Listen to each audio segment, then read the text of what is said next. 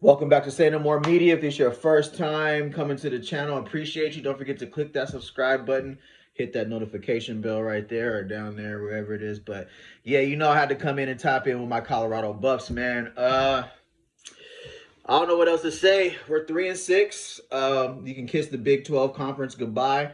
Officially, we're coming off of a 52-17 blowout against Arizona, a team that we smacked last year easily when we had Shador, Travis, Jimmy, LeJohntay, Levante, Bentley, Cameron, Sylvan Craig, Chidozie in the middle, Nakai Hill Green, Colton Hood. But now we see the Big 12, Colorado sits, second to last in the Big 12 conference with a 1-5 record. And we're tied with West Virginia and one win above winless Oklahoma State. And I don't know how I really feel about that. I'm looking at the Colorado football stats right now. We just haven't replaced the talent that we lost last year. And that's huge when you have somebody like Travis Hunter and you have the impact that he had on the program. We lost two players. So think of it, two players we didn't replace. Somebody offensively, over 1,000, 1,200 receiving yards, the touchdowns, the double teams that he attracted, right? What he meant to Shador Sanders, we always had a go-to blanket, somebody who can make a play, right? Okay, cool. Defensively, one of the top 3 corners in this year's draft. Man coverage, zone coverage. You can run a lot of your schemes based on Travis Hunter locking down your number 1 wide receiver, which for the most part, he did last season. You didn't replace that this year. You had Colton Hood, who showed great signs. You can see as what he's doing over there in Tennessee, really balling out. We had a baller in Colton Hood, but we lost him. And that's a problem, not only for me, for Colorado Buffaloes fans, but for the program, for Coach Prime himself. I don't know why we lost Colton. I don't know why we lost Nakai Hill Green, but if it's due to NIL money and who we decided to pay, I can't roll with that because I don't know what we're paying Caden Salter. This is not anything on Caden Salter or knock on Caden Salter, but if we were willing to pay Caden Salter more than Colton Hood or Nakai Hill Green after especially what we see when Nakai Hill Green did, there's a reason why Alabama came to get Nakai Hill Green, and there's also a reason why Colton Hood is at Tennessee. Two key pieces defensively, I could say right there, no question. Lock it up. Offensively, we got Omarion Miller. 3 years he's been in the program now. He knows the system. He knows the playbook. That's understandable. We got way better on the offensive line. We lost Khalil Benson to Indiana, so I don't know what was going on there. Was it because he's starting for Indiana right now and he's producing? So that's a little alarming for me too, as far as like what's going on to where we can't keep the talent on here at Colorado. And if you got 5-star recruits like Jordan Seaton, who's next year is going to be a first-round pick, then why aren't we leaning more on high school recruiting to get recruits if we've seen what some of these high schoolers can produce? I mean, we really didn't hit on the transfer portal this year. And let me explain a little further. Last year, we got LeJohntay Western, NFL, Baltimore Ravens. You see what he's doing out there in Baltimore. Will Shepard, NFL, on the practice squad for the Green Bay Packers right there. Joseph Williams is bright. As far as, I like his size. Pause. That was crazy. I like his size, his jumping ability. Is he a Will Shepard? I don't. We in the receiving room, we started off with Draylon Miller in the slot, and no disrespect to Draylon, but he's not LeJohntay Wester or Jimmy Horn Jr. as far as quickness, speed, the ability to get open like that. It took him a long time to run his routes. It took Caden Salter a long time to find him getting open, which is why you don't see him playing slot receiver no more. But that right there takes me to the decision-making on who's deciding who goes on the field and where. So whatever Pat Shurmur's offensive scheme was, whoever the receiver coach was, forget his name, light-skinned dude, always be on Well Off Media. Shout out to Well Off Media, Reach the People Media, Buffed in Prime, DMVR Buffs, 0 to 60. I watch all those channels, so salute to you guys, man. Really appreciate it. Big fan over here, just to say that. Yeah, we haven't matched anywhere near the production that we were able to do offensively last year. Running the ball, the rotating six running backs, I just don't see how that one. No running back is happy splitting that many carries. I don't care what kind of system or what you're trying to preach to somebody. As somebody who played football in high school and in college, we want the ball. We want running backs need touches. Running backs need consistency. So yeah, with that being said, it's kind of hard to really understand what their coaching philosophy is at this point. Not mainly Coach Prime. I know he puts a lot of trust in his offensive coordinator, defensive coordinator, position coaches as to deciding what talent gets put on the field, who's watching the film, who's not messing up in class, who's watching film, who's doing what they're supposed to do, et cetera, et cetera. But the situation is like Nakai Hill-Green last year wasn't starting at first. What position coach decided that Nakai Hill-Green wasn't going to start at Colorado? You get what I'm saying right there? Like, you could have lost Nakai Hill-Green last year because somebody says he wasn't ready to be on the field or whatever that was. That could have been him. But for this point, I'm going to say that it was a position coach who basically made it to where he's not a 1. He's a 2. He's a backup. Nah, come on, bro. Colton Hood. I mean, this DJ McKinney project has been cool, but to me, a cover corner, Colton Hood is way better than DJ McKinney. No disrespect to DJ McKinney. I'm just talking about talent-wise, straight coverage. DJ McKinney is a better physical corner. He comes up and fits the run pretty well. But, boy, I seen Colton Hood, especially against Arizona last year. That was one of his breakout games. But, man, Colton Hood went crazy against Arizona last year, and we don't have him on the field this year. Why he's out there balling in Tennessee? Who decided Colton Hood was going to have to compete for his starting job this year? Stuff like that. You know what I mean? There's certain things I resonate with the player on certain things as far as like you keep putting the same people out there that keep getting torched, and we're supposed to trust your eye for talent, but you keep putting the same people out there that are getting dusted in the game. Come on, bro. At some point, that stands on coaching too. Players got to take responsibility, but who you're putting out there on the field, because we're seeing some players now that should have been on the field and some players that are questionable as to why they were on the field in the first place. And now that I see that there's multiple people rotating, it's just you don't know which player you trust or which player I don't know what your eye for talent is. Now, last year, it was clear, so I understand that part. LaJohntay Wester, dog. Jimmy Horn Jr., ain't no question. Travis Hunter, Will Shepherd, we knew who was supposed to be on the field. Those are all NFL talent level players. Same thing defensively. You know what I mean? Nakai Hill-Green, Cameron Silman-Craig, Colton Hood, Travis Hunter. But I'm going to go back to Trevor Woods, man. Trevor Woods, I don't care what nobody says. He was a playmaker. He just became frustrated with the lack of – he was an original Buffalo who came back. He stayed with Coach Prime. You're bringing in all these players through the transfer portal to compete. But at one point, do you say, you're our starter? You earned it. It's your spot to lose. Players look for that sometimes too. And you guys are going off of practice. Somebody might have a great practice one day. That's cool. That don't mean they just be a starter. So Trevor Woods, I'm really disappointed we lost him this year because whether he was at strong safety, he would have been better than Ben Finnerniff, number 28 right now. Him and Tyreek Bird would have worked well. Him and Jeremiah Brown would have worked well at linebacker right now. Yeah, he had a bad game in coverage. Nobody's perfect, but could we use Trevor Woods right now on Colorado? Absolutely. Ain't no question about that, bro. We're missing his presence, Colton Hood's presence. They all walked, not because they wanted to. They wanted to be in Colorado, but we didn't make it right. So I got to hold Colorado accountable for that. But I'm also going to say this, like, we've lost our sense of camaraderie as a team. We don't have Coach Mo no more. This looks like a whole new offensive staff. Everybody's left.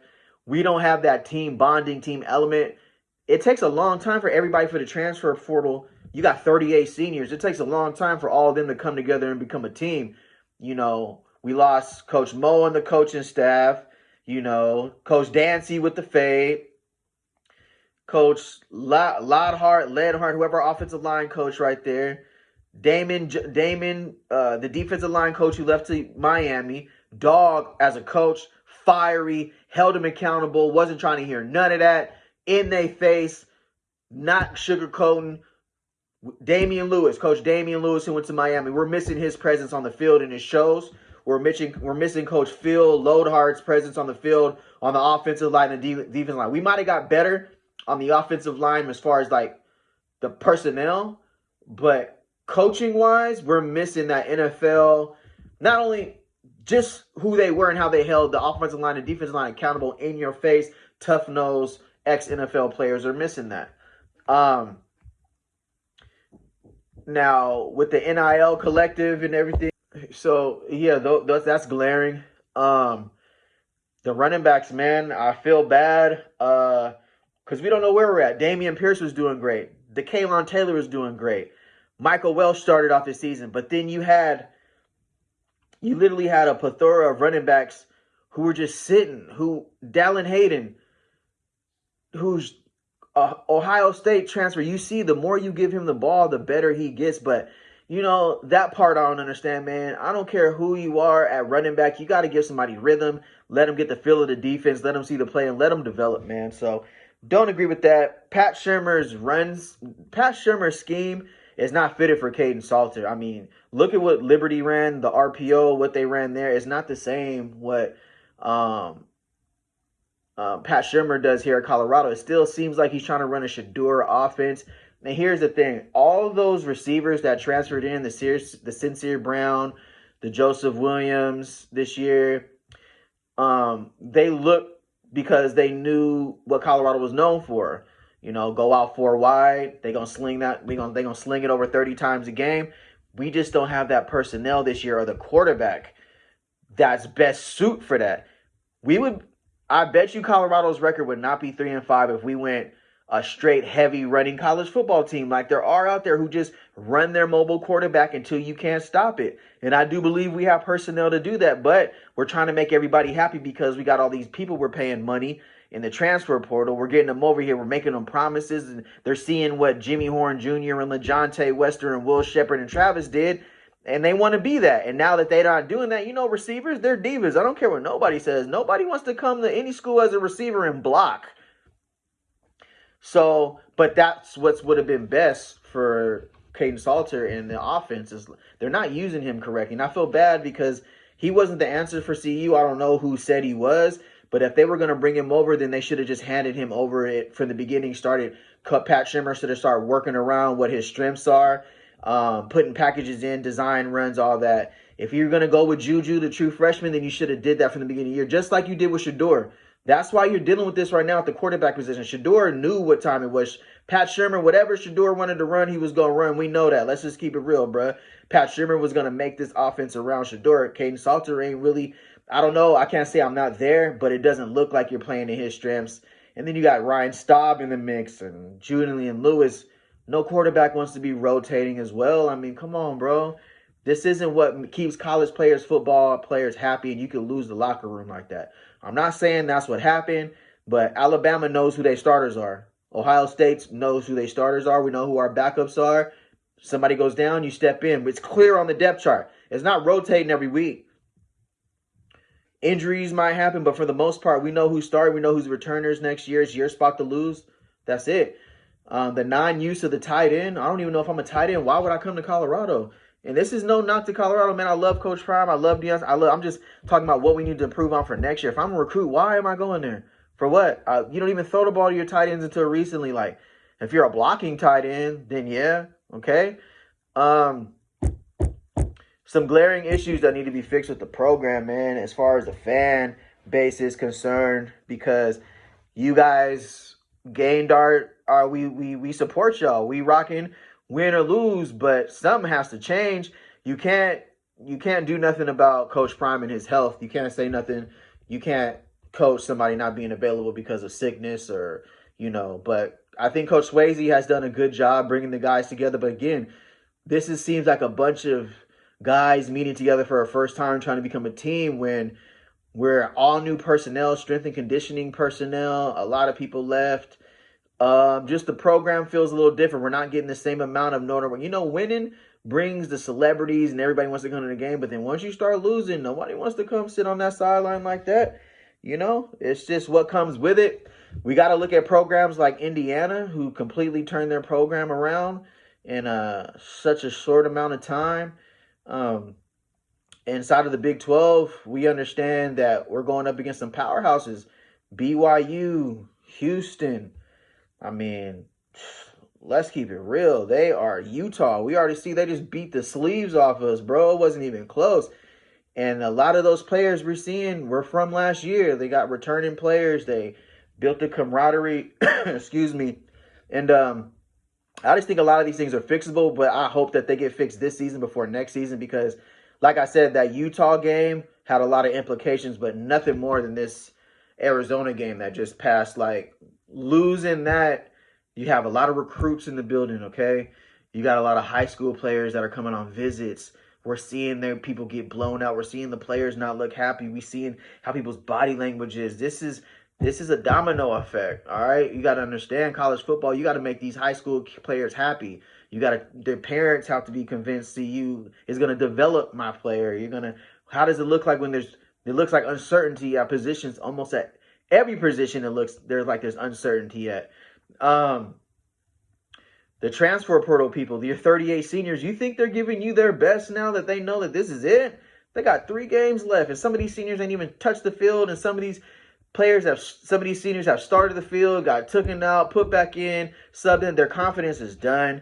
Part of it is them. They have to take accountability. When you get your opportunity, you got to take advantage of it, regardless of the scheme. Because here's the thing. Rob Livingston's scheme has been on one, but he doesn't have the personnel to fit his scheme like he did last year. So as a great coach, you need to adjust to what the talent level that you have. This is just me speaking from when I played football, how we did our schemes is we went based off of what our strengths was, who our best players were. And then we also schemed for the other team. I'm not seeing a lot of scheming for the other team and a lot of this stuff, man. How are we not shutting down what they do best and making them beat us with what they don't do good? Colorado's getting beaten by exactly what we know teams are going to do. Utah is going to run the ball with their quarterback, okay? Georgia Tech is going to run the ball with their quarterback, okay? Arizona, we already knew. Fafita's going to sling it. 4 touchdowns. Come on. We're not taking away the strengths of the other team, and that's really hurting Colorado right now. When it comes to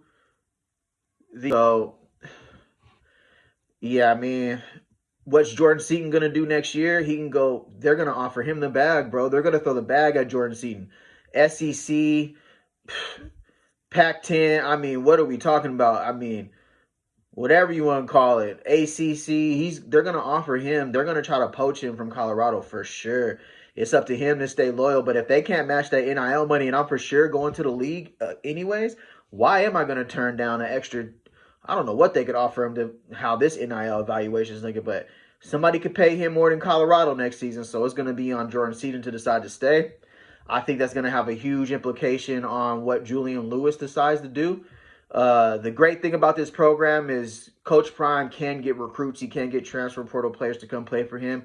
We've seen what he can do with the right talent. But I think Coach Prime has taken accountability. I think he understands that they're not getting the job done this year, and I think that's what a man does. That's who he is. It's not all on him. You can coach somebody up as much as you can too. The players have to go out there and make the plays.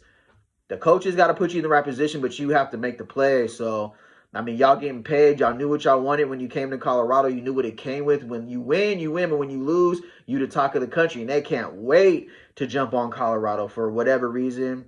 People have whatever theories you want to have. I'll let you make whatever reason why. CU is such an easy punching bag for the media and, sports writers and beats writers and Coach Prime. They can't wait to see him not winning. But that's just the world that we live in, and that's the sports world that you live in. But you know what you sign up for, so you know how you shut everybody up. You win, you make plays, and you beat the person in front of you, and that's not what happened. That's not what's happening in Colorado. It was hard to watch that Utah game and knowing that you were coming off a bye week and then watching the first drive, damn near the second play of the game against Utah to see how they responded with Ray Lewis and everybody in the building. It's crazy work. I ain't gonna lie, Colorado, bro. And these players have already gotten paid that NIL money. It's not like they can stop payments. It's not like a job. If you don't do your job, they can stop paying you. That's like you paid for your machine worker to operate the machine and he just stopped working the machine, but you already paid him. That's what it's like when you pay all these people this NIL money up front. They've already gotten paid. And then some of these players you've paid and you're not even playing. So you're just paying them to sit on the sidelines. So we got to do a better job recruiting. Whoever the recruiter is up there in Buffalo, we got to go to these high schools, bruh. Let's get some of these high school players. Let's develop them. Sometimes the portal, there's people in the portal for a reason. Jeremiah Smith is not in the portal for a reason. Ryan Williams is not in the portal for a reason. Okay? Come on now. Then there's specific situations like, the quarterback who went into Miami, who transferred over there from Georgia. The bag was bigger. We know why he left. It's not because he couldn't start. They gave him a bigger bag. You know what I mean? So, but Colorado doesn't have a bigger bag. That's the problem. We're coming off a losing program. Not a lot of donors. Not a lot of investors in this program. They don't have the type of Ohio State money, Alabama, Georgia, Texas, USC recruiting money because Colorado hasn't been good. So nobody's going to give back to a bad program. And if you guys lose again this year, then why am I going to give you more money to go get good players in the transfer portal if you're not winning? If I paid you to go get me some Nikes, some Jordans, and you brought me back some Pumas or that were some worn Pumas, I paid for some Jordans and you bringing me back some Pumas. Come on, bro. That's what it's like when, the alumni and the boosters are giving you this money. They want you to go get some Jordans and some Louis Vuitton luggage, some Louis luggage like you said, Coach Prime, we were going to get. But that Louis ain't Louis, boy. That Louis, whatever bag you get at Walmart. I'm just talking about production. I'm not talking about a player, and because these are still college kids at the end of the day. We got to understand as media and people who cover, these are still kids, college kids, bruh. So they're not professional athletes. They're still college kids. They're still here to get an education and compete. But let's just redirect where we're searching to get who's in our program and who's going to wear that Buffalo uniform because Boulder, you've shown Boulder something, what it could be, and they expect that now. So that's like showing somebody a 5-star hotel, and then all of a sudden they're coming, and then you're like, oh, you got to go to this 2-star hotel or the Motel 6 or the Motel whatever. You know what I mean? Like, that's what you've shown the CU Buffalo fans, including myself. You've shown us what this program could be, what Coach Prime could do with a program. But there ain't no Shedeur Sanders. There ain't nobody that's going to take over the game. We're missing that dog. We ain't got him right now. There ain't no Travis Hunter. He going to just be like, man, just get me the rock. And they still can't guard him, and they know the ball's going to him, and they still can't do nothing about it. We got to find – those guys just don't come around like that. So we got to – it's going to be more of a team effort. Shout out to Omarion Miller, man. He's doing what I knew he was going to do. Go check out my video on Omarion Miller. I knew he was going to have this type of season because he's one of those players you just, every time he's on the field, something special happens. He's just like that. And I hope he comes back for one more year to help boost his draft stock because I think this year he's already put NFL scouts on notice. And I think that he would either be if Jimmy Horn Jr. and LaJohntay Wester were 6th-round picks, then Omarion Miller would be 6th, 7th-round pick right now. I do believe if he came back next season, he balls out, him and Julian Lewis get on the same page, Jordan Seaton stays, he can have that season like a Travis Hunter or one of the, a Jeremiah Smith season, Ryan Williams season where he's getting the ball consistently and he actually could get up, move up to, 3rd, 4th round wide receiver. Depending on the season, he might make it to the 2nd or 1st round. I'm not going to put my limitations on him. He could do what he wants to do. But D-line has to be our focus. Go to the high school, get some D-linemen. We can coach them up. These transfer portal D-linemen, other than Chidozie and Wanko, we had Shane Coates last year. It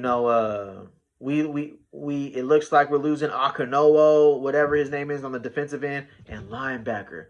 We need linebackers. Jeremiah Brown, Ballin, Hughes, they're doing good, but we need linebackers that can fill the gaps. You can also do it in pass coverage. We're going to need some linebackers. Safeties, we got to address the safety position. Tafiq Bird, I think this is his senior season. Corners, you're a Coach Prime school. We should have the best secondary. I mean, you're learning from one of the greatest cornerback of all time, Coach Mathis. We got professional corners in that room. Our corners shouldn't be an issue at CU, if you ask me. CU should be cornerback university.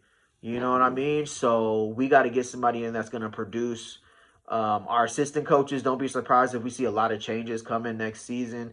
It just is what it is because this isn't Coach Prime only answering to himself. He has to answer to the Colorado Football Association, the general manager, the head athletic director, then the alumni, the boosters, the people who are involved in the collective bargaining there, who's paying these players, the NIL, all that. So, Coach Prime has a lot. He can handle it, though. If anybody can handle it, it's Coach Prime. I'm not worried about whether he can handle this situation, but it got ugly in Boulder. And this isn't me coming down on, but we seen what we seen. We've seen what we seen. Utah, Houston, Arizona, blowouts, BTA. We were in there against BYU. We were in the game against Georgia Tech.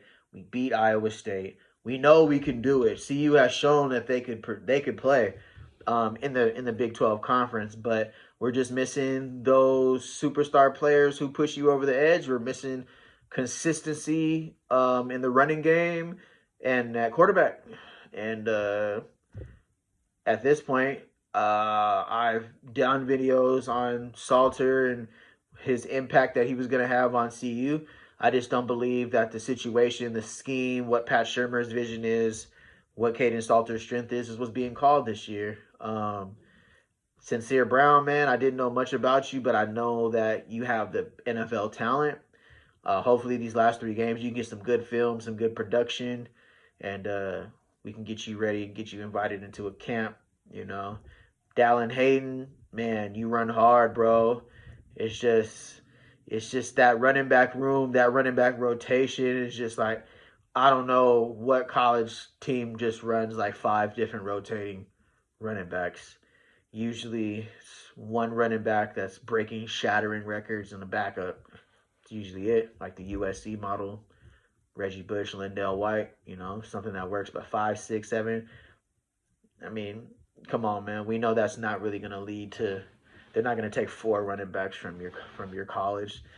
They're there to look for 1 or 2 positive things to build on for the program. We got a lot of returners. There's 38 seniors on this team. We have a lot of players returning, so our emphasis would be returning players to Colorado, focusing on local recruiting. We're going to have to make some position coach changes, philosophies, more camaraderie in the offseason. I know Coach Prime was sick and everything, but I really think that's what we're missing. If you watch Well Off Media, shout out to Well Off Media, Bucky, and them just those Navy SEAL trainings, those Marine trainings, those Army trainings, those retreats when they got to know each other, no phones, just them out there. That builds a brotherhood, that builds a bond in college football, and that's what makes you go that much harder for your teammates. But we're not seeing that at CU right now. It really just looks like, some NIL transfer portal players who have kind of just like, it's whatever now. And I don't think it's all the players' fault, though. I think a lot of stuff that's going on internally with the position coaches specifically, for me, this is my philosophy. This isn't set in stone. Nobody told me this, but from what I see, players have lost faith in, like, who decides who gets on the field. Like, somebody could be outworking somebody in practice, making the plays, and they still start somebody who goes out there and gets burnt, toasted. And then they want you to come back the next day and do the same thing and go hard. And then it's like, for what? You still going to put bro out there and you're going to get cooked? You know what I mean? Oh, now y'all want to throw me in after he's getting barbecue chicken, but you went and told Coach Prime, this is the guy you trust.